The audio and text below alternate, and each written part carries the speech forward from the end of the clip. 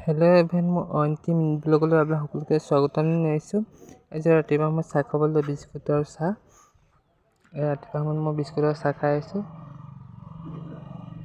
তাৰপৰা এই মায়ে অকণ ওলাই যাব ক'লে শাক কাটো আনিবলৈ, মই শাক আহি মেলি আনিলোঁ। তাৰপৰা আপুনি আকৌ দুপৰীয়া ভাতটো খাব হ'লে ভাত খাই আছোঁ।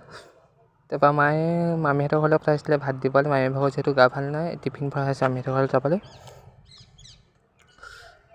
তাৰপৰা আপুনি গৈছোঁ মামীহঁতৰ ঘৰতে, ঘৰৰ পৰা যিহেতু ওলাইছোঁ। তাৰপৰা মামীহঁতৰ ঘৰতে মালপোৱা আৰু চাহ দিলে খাবলৈ।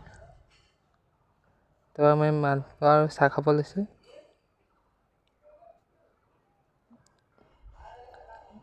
মালপোৱা চাহ খালোঁ। তাৰপৰা ভণ্টিয়ে হেৰি লৈছিলে, চুলি দিয়া বেপাৰী আহিছিলে, বাল্টিং লৈছিলে নে কি লৈছিলে, এইটো ল'লে হেৰি এটা চুলি দি মেলি এইটো। তাৰপৰা মই ঘৰতে যাব ওলাইছোঁ। আজিলৈ মিনি ব্লগ